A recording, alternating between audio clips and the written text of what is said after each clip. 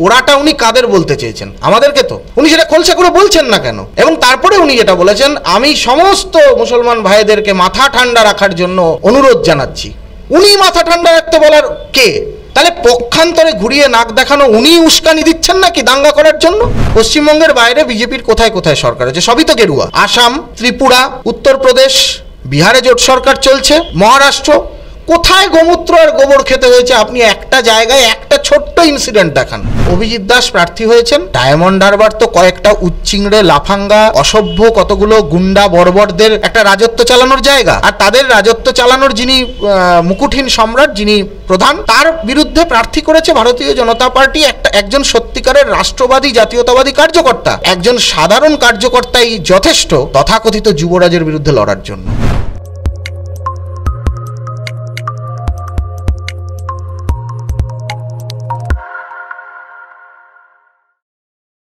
নমস্কার, আপনারা দেখছেন দ্য ইন্ডিপেন্ডেন্ট বেঙ্গল। আমি শিবম।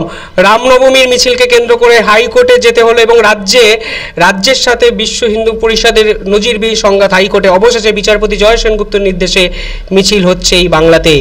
পাশাপাশি কালকে মুখ্যমন্ত্রী মমতা ব্যানার্জি বললেন, বিজেপি জিতলে গোমূত্র বা গোবর খেতে হবে। পুরো বিষয়টা কোন দিকে যাচ্ছে, আর এই নিয়ে কথা বলতে আমাদের সঙ্গে এই মুহূর্তে উপস্থিত আছেন অম্বিকানন্দ মহারাজ। প্রথমে দ্য ইন্ডিপেন্ডেন্ট বেঙ্গলে স্বাগত। প্রথম কথা, হাইকোর্টের নির্দেশে রামনবমীর মিছিল হচ্ছে, হাইকোর্টে যেতে হবে, এটা কি আপনারা কখনো ভেবেছিলেন? না, আমরা সবসময় ভাবি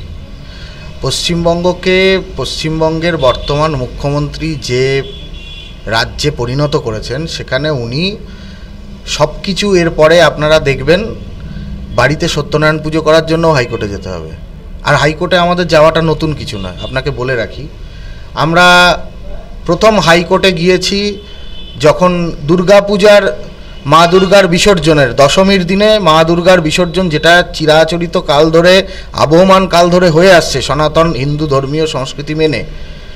তো একই দিনে মহরমের তাজিয়া বার করার জন্য আমাদের মা দুর্গার বিসর্জনের শোভাযাত্রা যাতে সেই রাস্তা দিয়ে না যায়, বা কোনো একবার ওনার মাথায় হঠাৎ করে উদ্ভট চিন্তাভাবনা তো হয়, তো ওনার উদ্ভট চিন্তাভাবনা ওনাকে হঠাৎ এরকমটা ভাবাতে শেখালো যে 6টার মধ্যে বিসর্জন করে দিতে হবে। এখন দুর্গাপুজোয় সন্ধ্যে 6টার মধ্যে কি করে সব দুর্গা প্রতিমা বিসর্জন করা সম্ভব? কেননা ওখান দিয়ে ওনার অনুপ্রাণিত ভাইয়েরা, ওনার ভাষায় ওনার দুধেল গাইয়েরা, তারা ওখান দিয়ে মিছিল বার করবে, মহরমের তাজিয়া বার করবে।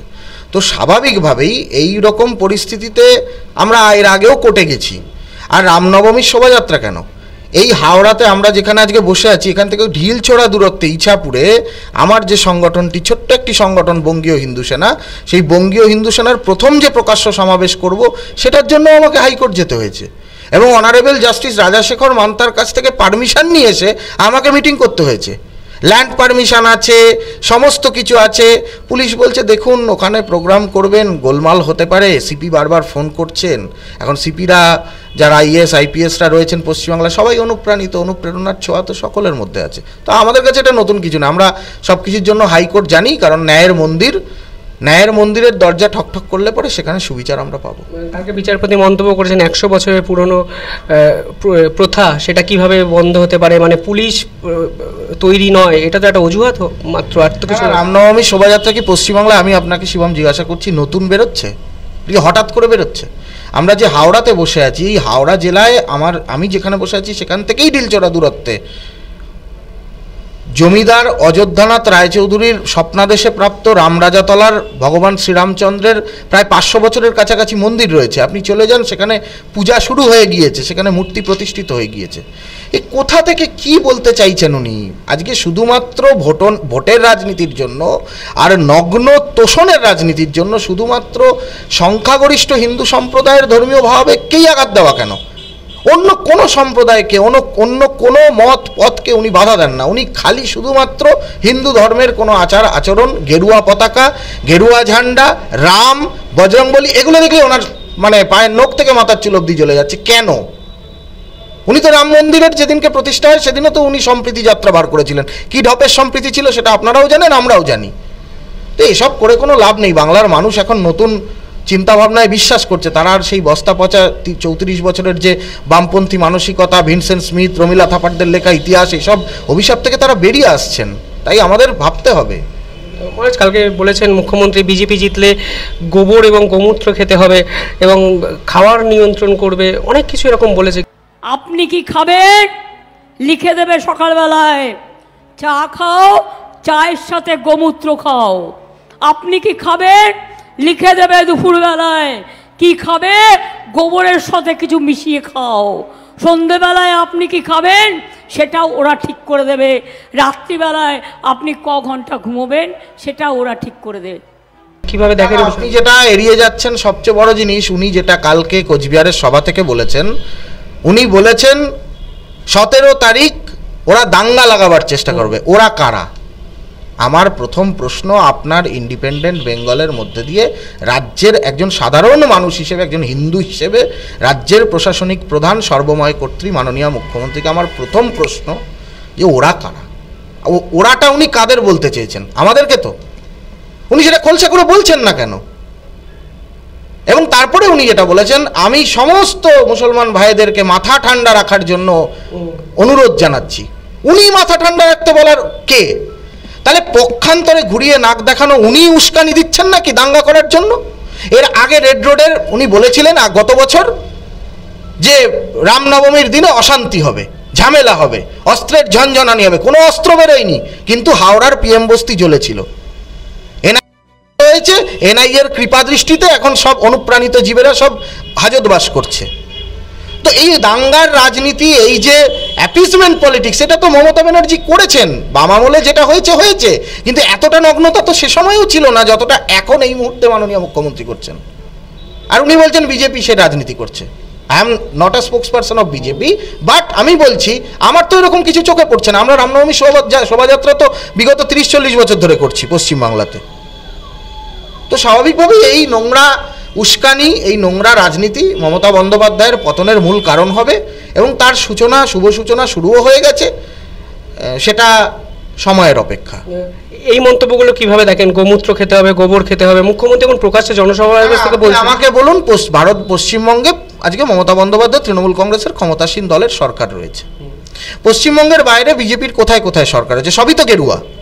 আসাম, ত্রিপুরা, উত্তরপ্রদেশ, বিহারে জোট সরকার চলছে, মহারাষ্ট্র। কোথায় গোমূত্র আর গোবর খেতে হয়েছে আপনি একটা জায়গায় একটা ছোট্ট ইনসিডেন্ট দেখান। হ্যাঁ, আপনি দয়া করে এই তথ্য তুলে আনবেন না যে কবে কোথায় কোন জায়গায় মোহাম্মদ আকলাক নামক কে কি করেছিল, তার পরিপ্রেক্ষিতে কি হয়েছিল।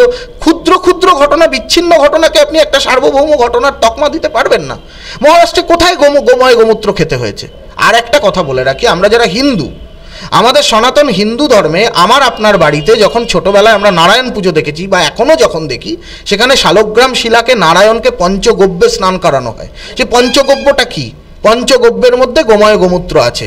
আর সেই স্নান করা চরণামৃত অম্বিকানন্দ মহারাজ যেমন পান করেন, মমতা বন্দ্যোপাধ্যায় কিংবা অভিষেক বন্দ্যোপাধ্যায়ের বাড়িতে সত্যনারায়ণ পুজো হলে তারাও সেটাই পান করেন, যেটা আর 5 জন পান করেন। তা সেই গোমূত্র পান করতে অসুবিধা কোথায়? সেটা তো বিজেপি তো কোথাও বলেনি মহারাষ্ট্রে বা উত্তরপ্রদেশে বা বিহারে বা ঝাড়খণ্ড অন্য জায়গায় যে বিজেপি সরকার এলে পরে গোমূত্র খেতে হবে, বা কে কি খাবে না খাবে, কে কি পড়বে না পড়বে সেটা ঠিক করে দেবে। কেন মিস ইন্টারপ্রিটেশনটা হবে একটা সুস্থ রাজনৈতিক পরিবেশে? আপনি সুস্থ রাজনৈতিক পরিবেশ বলছেন, খালি সিএ এনআরসি বারবার চলে আসছে, দেশ ছাড়া করা হতে পারে সংখ্যালঘুদের, এরকম মুখ্যমন্ত্রী বকলমে বলার চেষ্টা করছেন। কোথাও কথা সিএ এর কথাটা আপনি বলুন না, এনআরসির বিষয়টা তো তুলে লাভ নেই, কারণ এনআরসি এখন অপ্রাসঙ্গিক। মুখ্যমন্ত্রী বলছেন, আমি না। মুখ্যমন্ত্রী তো অঙ্কা বঙ্কা শঙ্কা বলেছেন। মুখ্যমন্ত্রী অ্যাং ব্যাং চ্যাং বলেছেন, হ্যালো হাই বাই বাই হরে কৃষ্ণ নাম কি পিউ, এই কবিতা আজব ছড়া তো আমরা পড়েছি। উনি তো এগুলো পড়িয়েছেন, আমাদের শুনেছি আমরা। ওনার সিঙ্গুর আন্দোলন ছোট ছোট বাচ্চারা ইতিহাসের বইতেও পড়ছে। তো এই শিক্ষা ব্যবস্থা তো করেছেন পশ্চিমবাংলায়, কিন্তু সেটা কথা নয়। বড় কথাটা যেটা, সেটা হলো যে আজকে সিএটা কি? Citizenship amendment act. Citizenship amendment অ্যাক্টটা তো নতুন কিছু না। আমাদের ভারতবর্ষের এর আগে যারা যারা সরকারে ছিলেন, কংগ্রেসের আমলেও, রাজীব গান্ধীর সরকারের সময়ও সিটিজেনশিপ অ্যামেন্ডমেন্ট হয়েছে, নতুন করে করে সেটা সংশোধনী হয়েছে। তো সেই পুনর্মার্জিত এবং ভালো করে সুন্দর করে সুস্থভাবে ভারতবর্ষের যে ব্যাপক জনসংখ্যা বৃদ্ধি, আজকে বর্ডার স্টেটগুলোতে ত্রিপুরা, আসাম, পশ্চিমবঙ্গ সবচেয়ে বেশি এফেক্টেড শিবম আমরা কেন বলতে পারেন? পাশের দেশের একটা নাগরিককে, অবাঞ্ছিত নাগরিক যে ওই দেশে সংখ্যাগরিষ্ঠ। আজকে এটা তো সত্যি কথা, বাংলাদেশের সংবিধান যতই বলুক তারা ধর্মনিরপেক্ষ রাষ্ট্র, তারা আসলে একটা ইসলামিক কান্ট্রি। সেটা প্রতিবার আমরা দেখতে পাই, দুর্গা পুজো এলে, বাসন্তী পুজো এলে, জগদ্ধাত্রী পুজো এলে, কালী পুজো এলে, রামনবমী এলে, তো স্বাভাবিকভাবেই একটা ইসলামিক কান্ট্রি থেকে একজন ইসলাম ধর্মাবলম্বী মানুষ ভারতবর্ষে আসছেন কিসের জন্য? সবাই তো চিকিৎসা করাতে আসেন না। এখানে হিজবুল মুজাহিদিন, লস্কর তৈবার জঙ্গি সংগঠন ছাতার মতো, ব্যাঙের ছাতার মতো গজিয়ে, কদিন আগে দেখেছেন দুজন মানুষ গিয়ে কি দুর্ঘটনা ঘটিয়েছে পশ্চিমবাংলাতে। খুঁজলে পরে খিদিরপুর, মল্লিকপুর, মমিনপুর, মেটিয়াবুরুজে সব জায়গাতে জঙ্গি বেরোবে। তার কারণ এই জঙ্গিদের রাজত্ব বানিয়েছেন পশ্চিমবঙ্গকে মমতা ব্যানার্জি।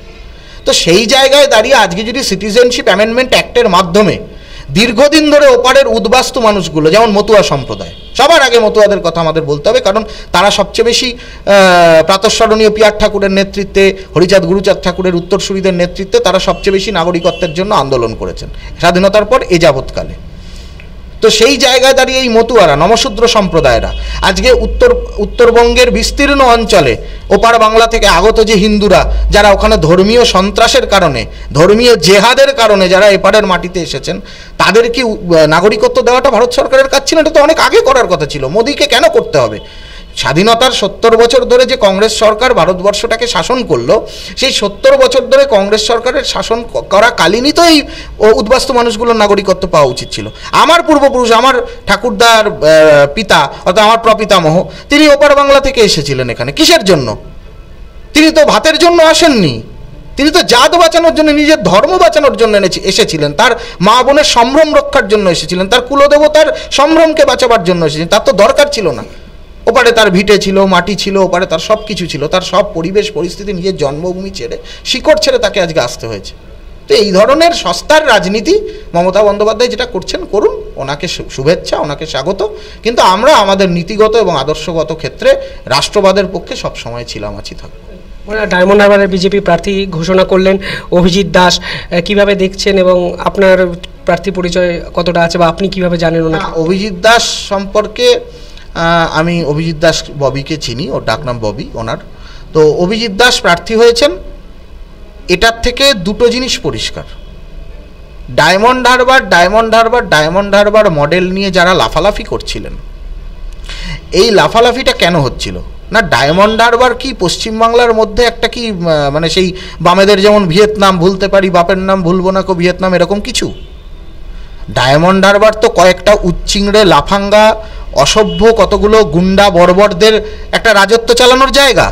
আর তাদের রাজত্ব চালানোর যিনি মুকুটহীন সম্রাট, যিনি প্রধান, তার বিরুদ্ধে প্রার্থী করেছে ভারতীয় জনতা পার্টি একজন সত্যিকারের রাষ্ট্রবাদী, জাতীয়তাবাদী কার্যকর্তা, অতি সাধারণ স্তরের একজন নেতাকে। এ থেকে কি প্রমাণিত হচ্ছে?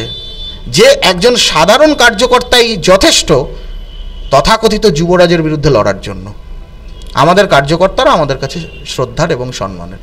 আপনি কতটা আত্মবিশ্বাসী ফাইট করতে পারবেন? এবং অবশ্যই ফাইট হবে, অবশ্যই ফাইট হবে। ভোটের মার্জিন অভিষেক ব্যানার্জি বলেছিলেন 4 লক্ষ হতে পারে, বিভিন্ন ওনার কথাবার্তা বলেছেন। আমি আপনাকে বলি, দেখুন, রাজনৈতিক গণতান্ত্রিক নির্বাচন, মানুষ ভোট দেবেন, মানুষ শেষ কথা বলবেন।